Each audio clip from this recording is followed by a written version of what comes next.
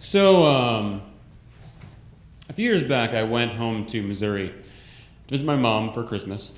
And I arrive, and I'm barely in the door when she says, "You have to help me sort out the basement." And this is a never-ending quest for my sorting out the basement, because the basement has become essentially an elephant's graveyard of unused exercise machines that my stepfather buys at garage sales, apparently completely lacking an understanding of what level of engagement an exercise machine requires to be useful. So I just sit down in the basement gathering dust. So I go down there with her, and I'm basically watching her get frustrated from a safe distance. And I turn, and to my right there's this shelf, and on this shelf there are dozens of liquor bottles, all of them opened, all of them cheap, some of them like grocery store brand liquor bottles, and all of them in varying stages of having been drunk. And I see this and I go, "Dear God, is Dad drinking all of that?" And my mom turns around and her jaw drops open. I can tell she never goes in the basement, and this is the first time she is seeing my stepfather's secret stash.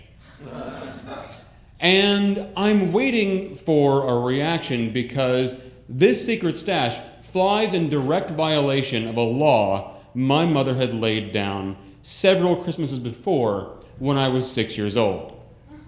And on that Christmas Eve, we're going to host a family Christmas. My parents had moved from rural Missouri to the suburbs of St. Louis, and my mom had this new house that she was very proud of, and we were going to host a family Christmas. And by a family Christmas, I mean that my step-siblings are all going to come up from the hinterlands.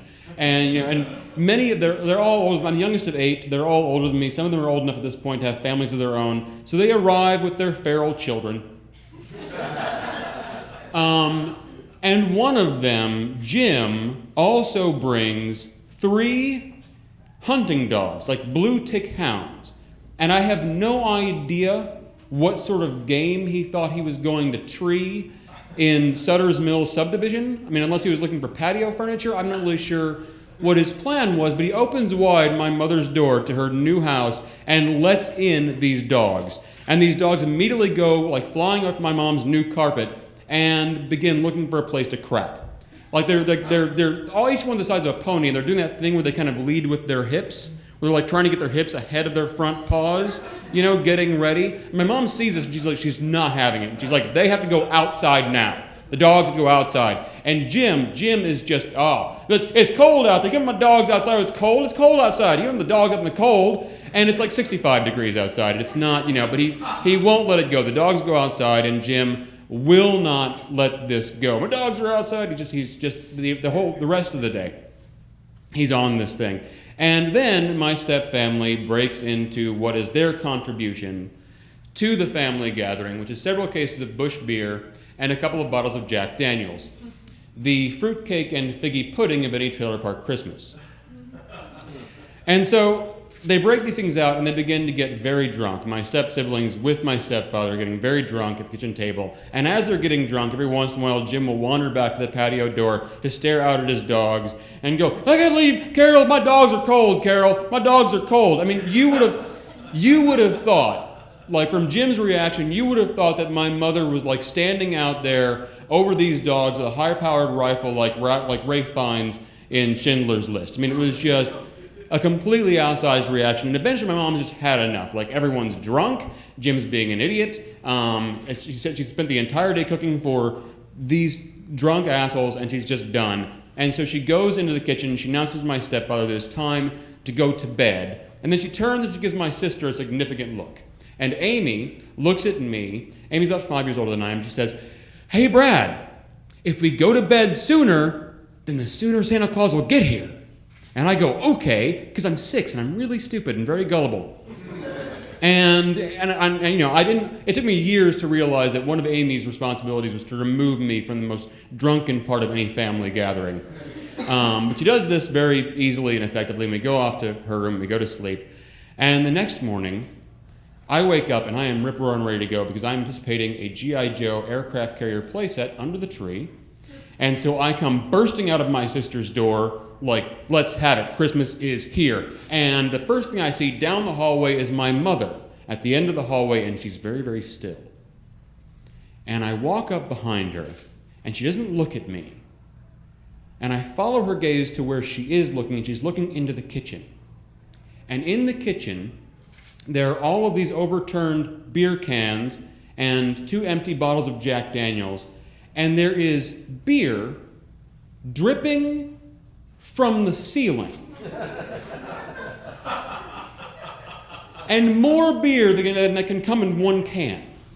There are several beers dripping from the ceiling. And my mother is staring at this, expressionless, trying to comprehend what she is seeing when we hear a noise from the garage. So we turn, my mom goes down to the garage and she opens the door, and in the garage are Jim's dogs. He had not put them back in the house. He'd put them in the garage. They had immediately gotten into all the trash bags that were in the garage, destroyed them. The garage is now littered with like rotting food and old garbage and used tampons and God knows what else, and dog crap. Immediately processed. These were efficient animals. Just dog crap and garbage everywhere. And now my mother is looking for someone to answer for these things. She turns towards the basement, which is not yet full of used exercise machinery, and she goes looking for my stepfamily, and she finds them. She finds them, all of them passed out, completely blind, drunk, passed out, while their children are standing there staring at them, waiting for Christmas to begin. And they are passed out in a large circle. And in the center of that circle, there's an overturned box of oatmeal.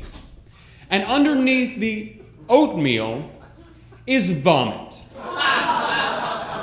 They had vomited in the center of the floor and apparently thought the oatmeal would act as an absorbent.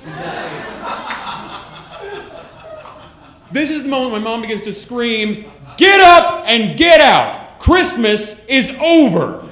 Which for those of us expecting a G.I. Joe aircraft carrier playset is chilling words. But all of a sudden the drunks are kind of coming around and they don't know who's screaming at them or why someone's screaming at them, and they hurt all over, and she does not care. She's like, "Get out, get out, get out." She begins grabbing their clothes and their coats and their keys and their children and throwing them out into the driveway. Everybody's got to go. Christmas is over. It's done. Get out, get out. And everyone is thrown out to drive drunk 2 hours into the bowels of southern Missouri.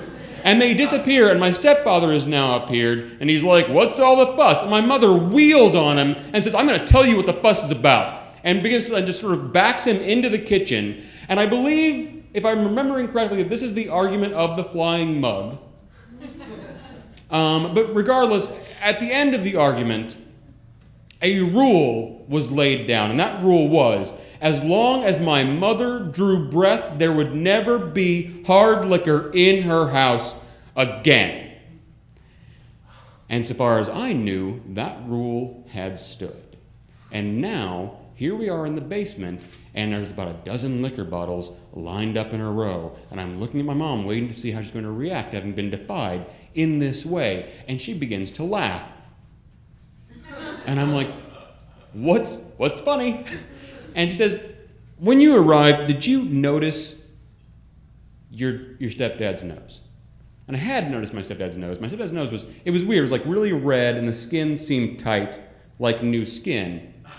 And I said, "Yeah, I noticed that." And she said, "For several weeks now, he's been getting up in the middle of the night and falling on his face halfway to wherever he's going.